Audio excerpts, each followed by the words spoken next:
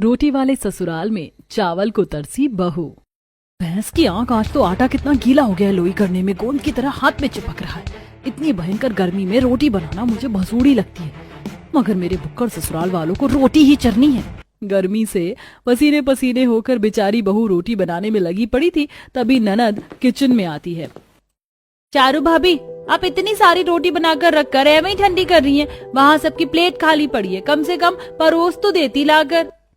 Order तो ऐसे झाड़ रही है जैसे 5 स्टार होटल में खाने बैठी है। मोटी भैंसी हप्सन कहीं की, खा खा कर स्लीप वेल का गद्दा बनी पड़ी है। किसी पतले दुबले आदमी पर बैठ जाए तो उसका दम निकल जाए। भाभी, आप मुंह में क्या खिचड़ी पका रही हो? चलकर रोटी परोस दीजिए। चारू किलस कर काव्या पर भड़क जाती है। काव्या, जब तुमने डाइनिंग टेबल से किचन तक आने का कष्ट कर ही लिया है तो ले जाकर सर्व कर देना। इतनी गर्मी में मैं बनाऊं भी, परोस कर खिलाऊं भी, ठेका थोड़ी लिया है। वेल प्यारे दर्शकों, कहानी के प्रोमो को देखकर आपको कहानी कुछ कुछ समझ आ गई होगी। इतनी तगड़ी गर्मी में कोई बहू से इतनी रोटी बनवाएगा तो बहू का पारा हाई तो होगा ही।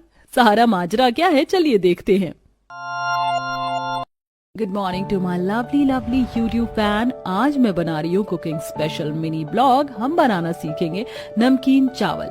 ये मैंने बाउल में कच्ची बासमती भिगो रखी है और ये मैंने बीन्स, गोभी, गाजर को कट कर लिया है। क्योंकि चावल मेरा मन पसंद है इसलिए मैं ये रेसिपी ट्राई कर रही हूँ।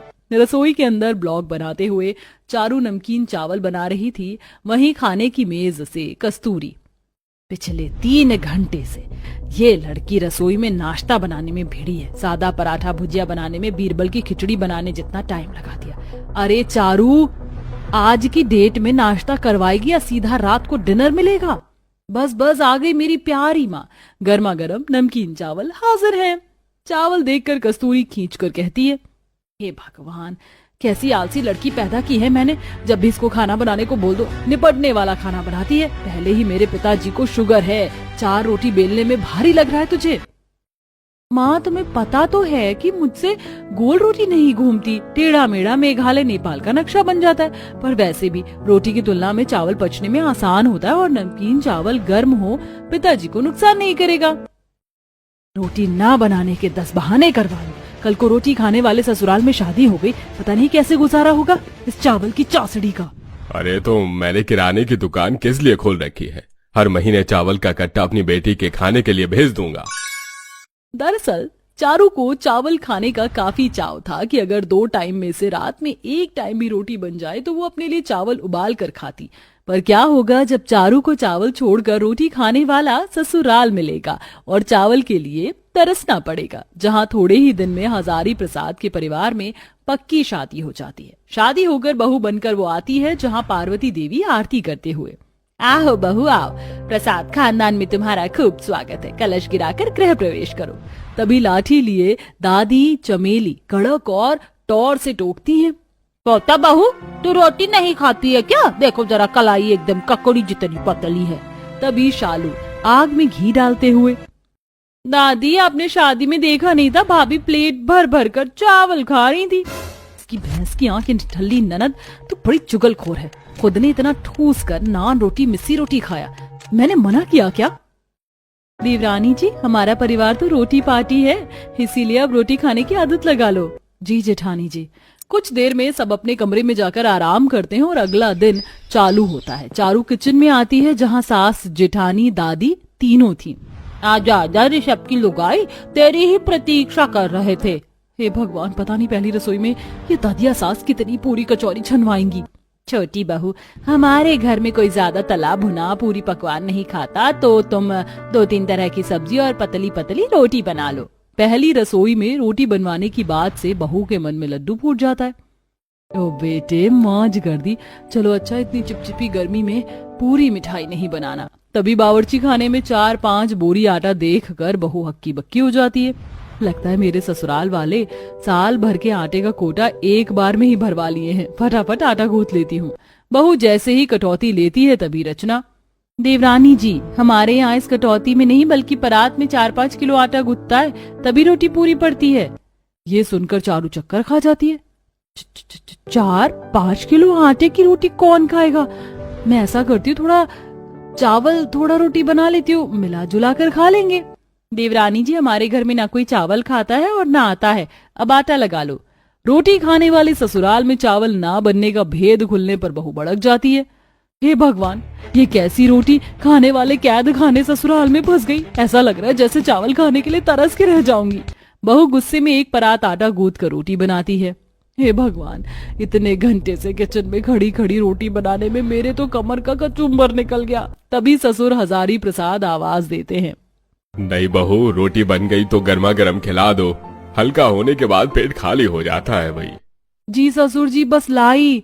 एक बार में 50 रोटी ले जाकर बहू जैसे ही परोसती है तो लूटमार हो जाती है। भाई 15 रोटी तो मेरी हो गई और ये 12 रोटी मेरी हो गई। भैया आप दोनों ज्यादा भुक्कड़ मत बनो, हमारे लिए रोटी छोड़ दो। बची कुची रोटी दोनों बच्चे प्लेट में भर लेते हैं। आरव, रूही, इतनी रोटी तुम नहीं खा पाओगे, बुआ को दे दो। चाची, मेरा 6 रोटी खाकर पेट भरता है। पूरा खानदानी खाऊ है, ये तो 2-4 दिन में ही एक बोरी का आटा लपेट जाते होंगे। सबको खिलाने के बाद बेचारी बहू लास्ट में खाती है। इस शाही पनीर के साथ मुझे तो चावल स्वाद लगते हैं, रोटी तो हलक से नहीं उतर रही। बहू तरस कर रोटी खाती है और डिनर में भी सब रोटी खाने की फरमाइश करते हैं। क्या दोबारा से रोटी? दिन में तो खाई थी सबने। अरे दिन में खाया था तो क्या रात को भूखा सुलाएगी? ज्यादा भचर भचर मत कर, रोटी बना जाके चुपचाप। बौखला कर बहू किचन में आकर जोर से बेलन पटकती है। एक दिन में 2 टाइम रोटी मैंने कभी नहीं खाई। चावल खाने का कितना मन कर रहा है। कुंदक खाते हुए बहू सबको रोटी खिलाती। इसी तरह दोनों टाइम रोटी खाने वाले ससुराल में बेचारी चावल को तरस जाती है। कभी कभी गुस्से में जानबूझकर रोटी जला देती। 2-3 सप्ताह बाद, आज खाने दो इनको ये पापड़ जैसी कुरकुरी रोटी। जब मैं चावल खाने के लिए तरस रही हूँ तो इन्हें भी नरम मुलायम रोटी खाने के लिए तरसा दूंगी। लेकिन बहू की बनाई पापड़ वाली रोटी भी रोटी के शौकीन ससुराल वालों को पसंद आ जाती है। क्या बात है बहू, आज तो तूने एकदम पापड़ जैसी रोटी सेकी है। भंडारे आलू में तोड़कर खाने में टेस्टी लग रहा है। हे भगवान, इनकी जीभ है कि गधे की पूंछ।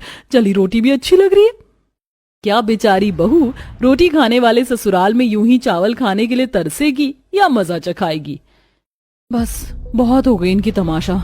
जबकि घी सीधी उंगली से ना निकले तो टेढ़ी करनी पड़ती है। अगले दिन बहू रसोई में हड़ताल कर देती है। अरे पार्वती, आज रोटी मिलेगी कि नहीं? दुकान भी लगाने जाना है। अजी, रसोई का कोटा मैंने थोड़ी संभाल रखा है। चारू बहू, रोटी बनी नहीं क्या?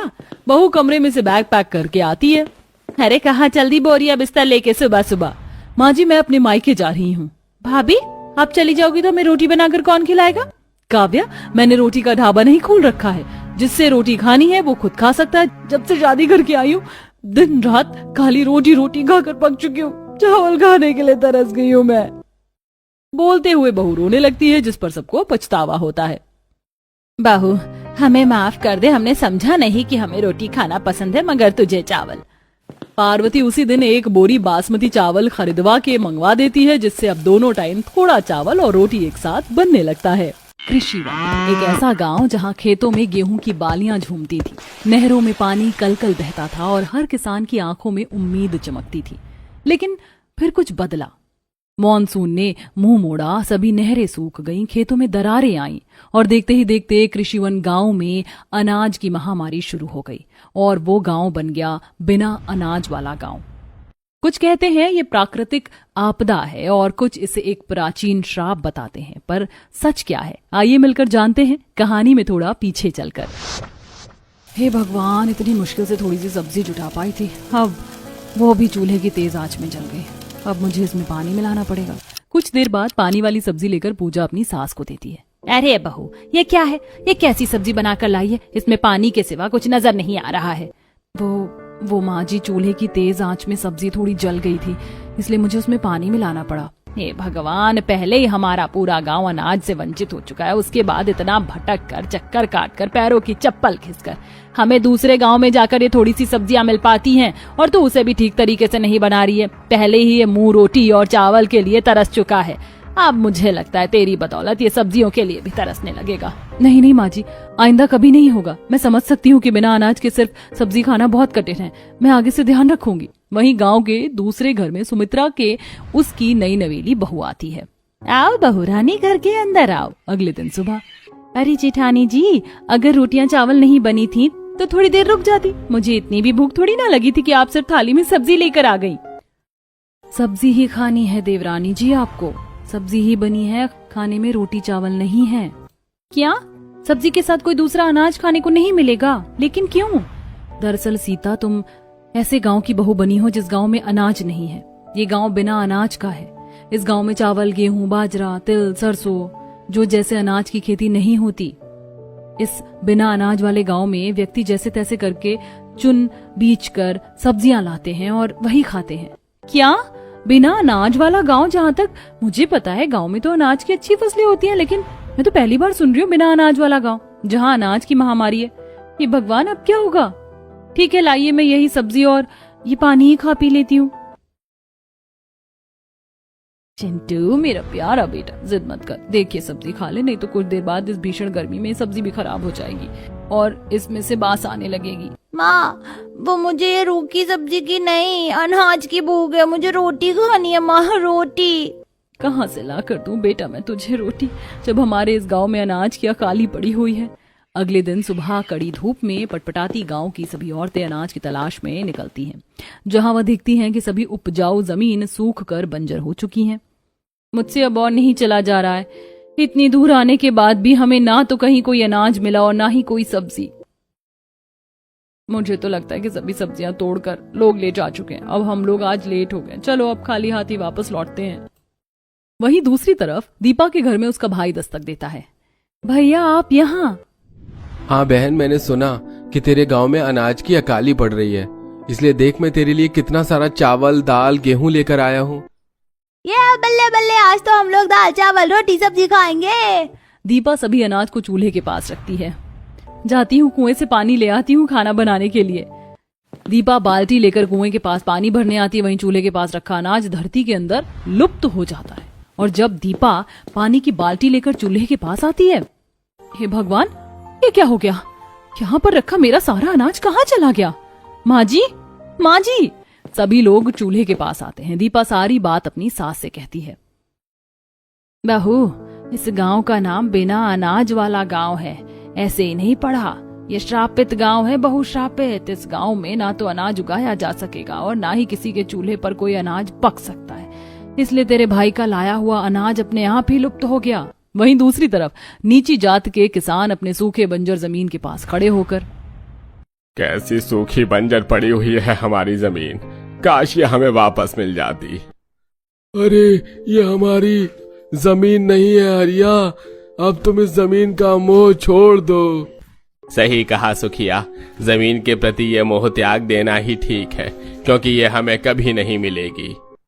ऐसे ही बिना अनाज वाले गांव में रहने वाले लोगों के कई साल गुजर जाते हैं। तभी उस गांव में एक रघुवीर नाम का जमींदार आता है और वह सूखी बंजर जमीन पर खेती करना शुरू कर देता है। गांव की भीड़ रघुवीर के पास आकर खड़ी हो जाती है। भाई साहब, इस सूखी बंजर जमीन पर अनाज उगाना असंभव है, आप क्यों मेहनत कर रहे हैं? मेहनत नहीं कर रहा हूँ, ये तो मेरे बाएं हाथ का काम है। देखना, मैं यहाँ फसल उगाकर ही रहूंगा।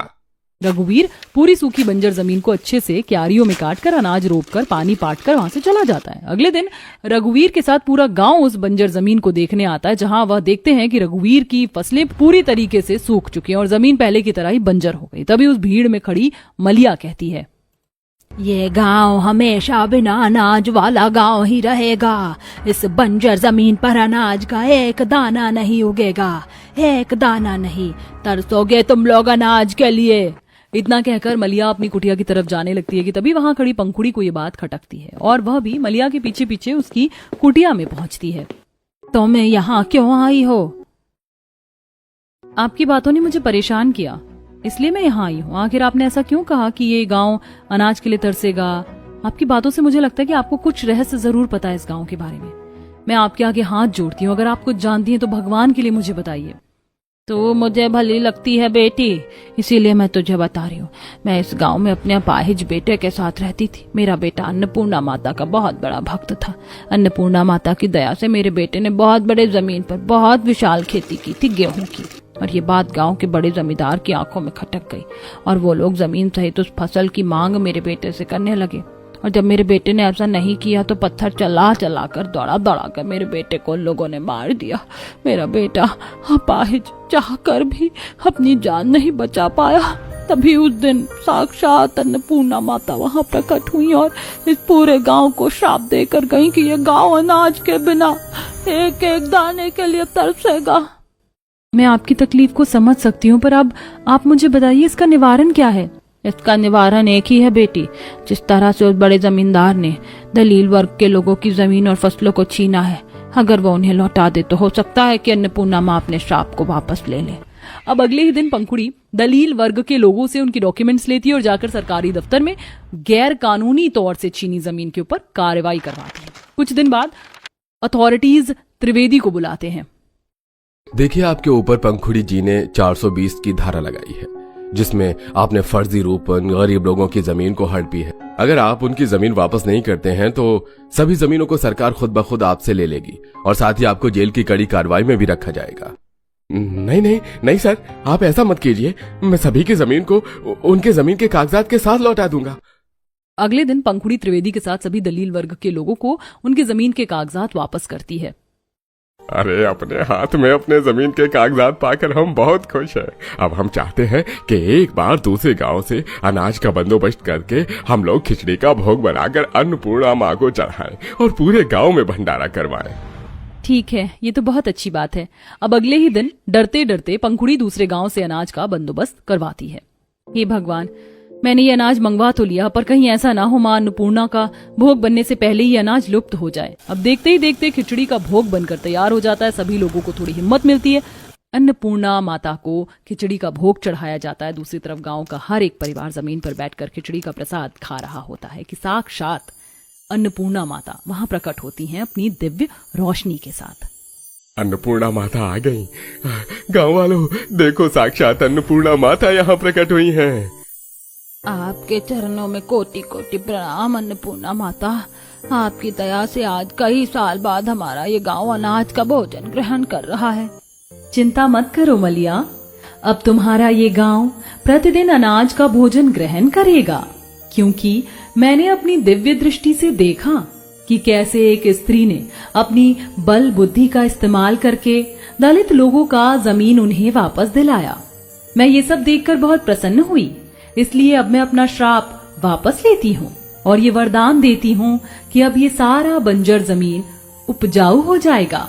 इस जमीन पर उगी छोटी से छोटी चीज विशाल रूप में उगा करेगी, जिससे इस पूरे गांव को अनाज का अभाव कभी नहीं होगा।